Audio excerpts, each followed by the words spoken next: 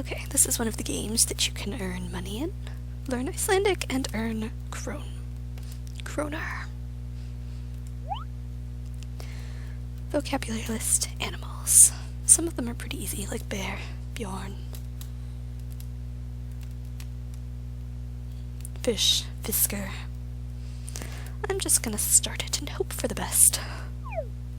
Okay, probably rat. That looks like mouse. That looks like... yeah.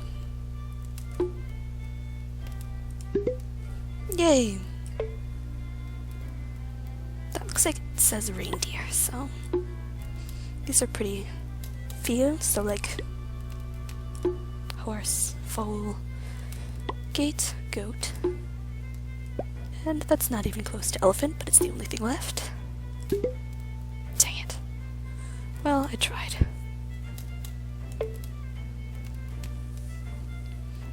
Kinds? Let's see, I feel like that might have been sheep. Duck? Kier was definitely cow, and Kotor was definitely cat. Yep. Hackerel. Hamster? Fisker is fish. Valar is whale. Oh, nope, that's hamster. Yay. And money. Okay. It's not the best way of earning money in this game. There's another way. But we'll get to that in a little bit. Employees only, and Nancy Drew, who pokes around everywhere. Phone charm. Yay, 2 charms already. Gasoline. Gunnar, I need your help in the pub while I watch the ship. And listening in conversations. Wouldn't need the help if you'd leave the blasted ship alone for a night. I need to stay on board. That means you need to pull your weight for once. I won't leave my chair for no tourist. If they want a drink, they can use the tap themselves. Their hands ain't broken. Can't you leave well enough alone and come back? I feel like you're missing the point of the service industry. Anywhere. It's trashed. I have something I still need to do. Of course you'd be selfish about helping me. Just like always. Are you hiding something, now, girl? Something you're keeping from old Gunnar? Ugh! Fine! Sit there in that stupid chair for all I care. There'll be no service at the Missti Skip tonight. Happy now? Ooh. Fighting. Wait just a sec. Okay, good. And, okay, there's one more thing. Little fish medallion thingy.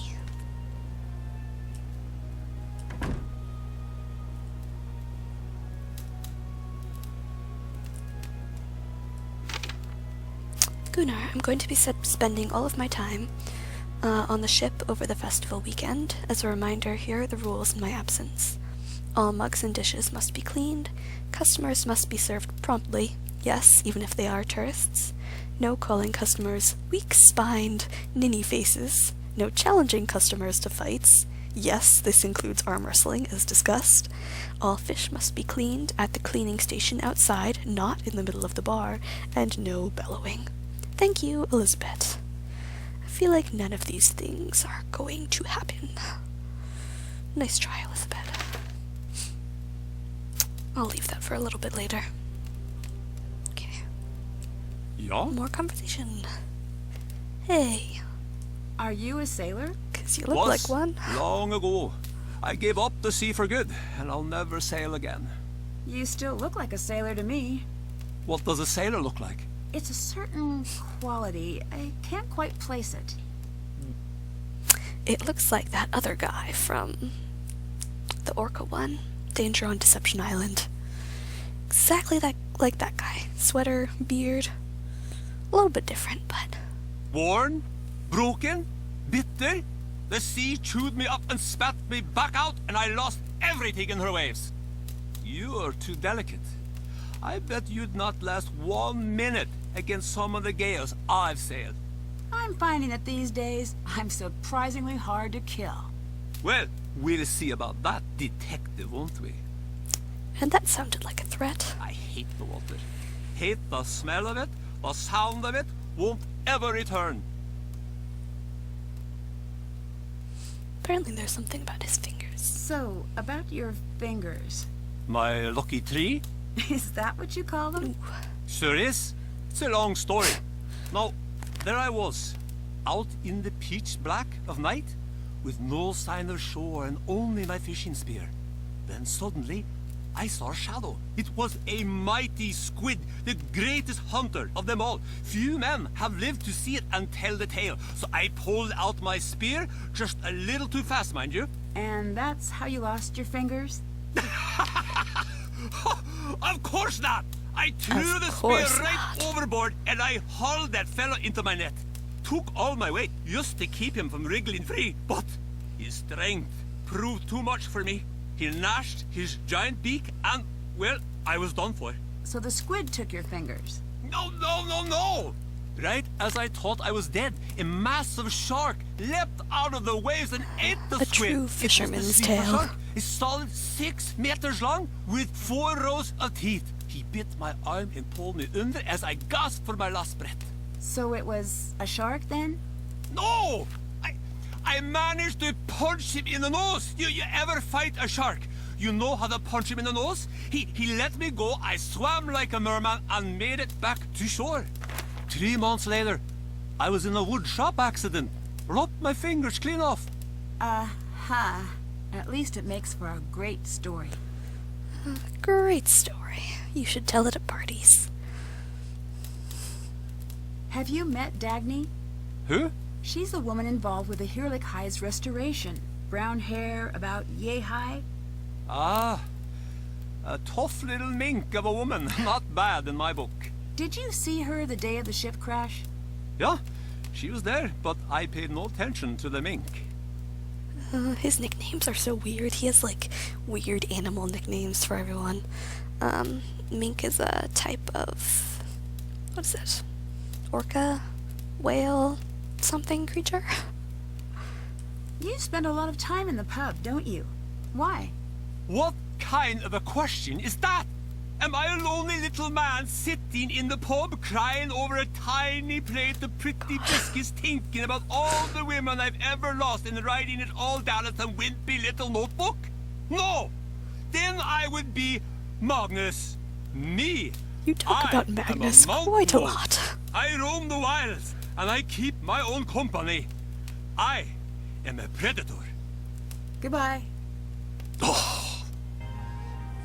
So what we've learned about Magnus is that he's very pretty and poetic and cries a lot and thinks a lot and yeah. There's the Missti Skip is so pretty. I wish I could go to an actual place of it.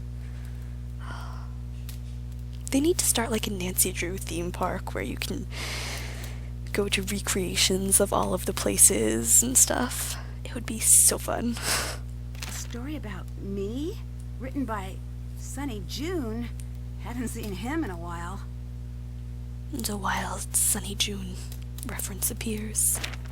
And, I should say, Cyborg Nancy. Probably do not have to read all of this, except for that we're Cyborg Nancy with a metal ponytail. And they're aliens, as it is Sunny June.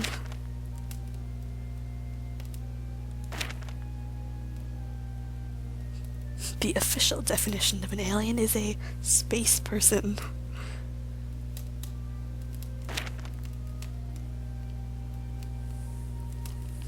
And apparently we changed from regular Cyborg Nancy to final dragon form Cyborg Nancy. Because reasons.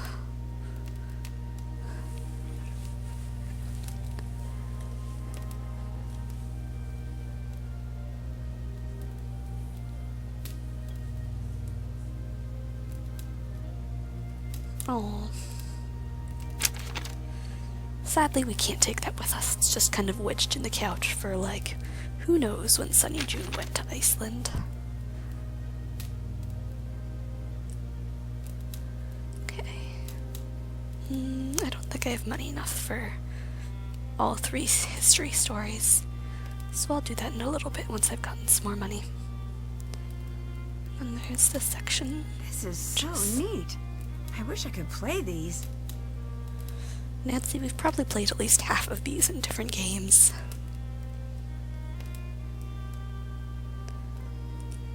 Endless Night, Endless Tunes. Elizabeth Grimsdottir and the Landlubbers. So Elizabeth is in a band, which is kind of cool. Wait, what? Featuring Mel Corballis? Okay, I didn't actually notice that before. If you remember, Mel Corballis is the girl from, not Wizards of Waverly, Warnings at Waverly Academy, who always plays the cello? I get iffy about which stringed instruments have which names, but anyway, yeah. So, Mel Corballis is apparently in Iceland.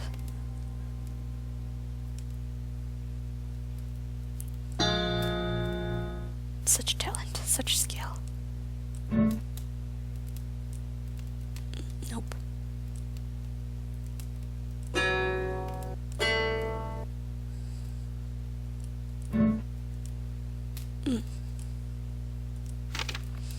Okay, so this is the diagram. Cello, lyre, langspiel, fiedla, gitja, I'm not sure, and harp. So I guess we might have to know that.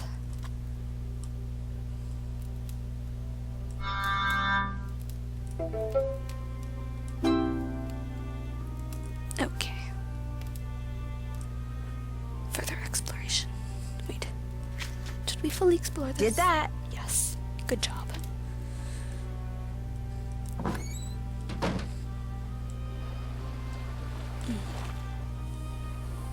This is the fish scaling boning area. We've got a hook. Because who doesn't want a hook? Phone chart. And chaos at Skibrot Commerce Meeting. Which is, I'll read a little bit. A town hall meeting this week erupted into discord when a local fisherman caused a scene over what he calls a threat to core Icelandic values. Skibrot citizen Gunnar brought a written petition to the meeting hoping to interrupt the board's vote on fiscal allocation for the annual Ancestors Festival. Tonneson described his petition as a serious attempt to maintain the sanctity and integrity of our town's history. Tonneson is well known as a local terror and maintains an active political presence against the Ancestors Festival. He was recently charged with sabotaging the past 2 years' festivals, a feat which the local police chief termed definitely the most offensive use of fermented shark and hot tar I've ever seen. Eek. Damages from those incidents are estimated to have totaled more than 12.4 million kroner. Tonneson has willfully refused to pay these fines, and authorities have speculated that his actions may escalate this year. So, throwing suspicion on him. Witnesses report that council member Soren Bergeson denied Tonneson's request to present his petition, at which point Tonneson threw a bottle at him. He's totally off his rocker, Bergeson told the Skibrot anchor after the meeting was disbanded. He's clinging to the past out of sheer emotional attachment. That's how they all are here. They're terrified of change. In a perfect world, sure, the festival would always stay the same. But ticket sales are a constant struggle for us. My job is to take into consideration, at which point Bergeson was forced to duck as Tonneson threw a second bottle at him. "You see!" he shrieked. "You see what I'm dealing with here?" So much drama. Okay, so Soren I think is the only one we haven't talked to yet. And he's down this way.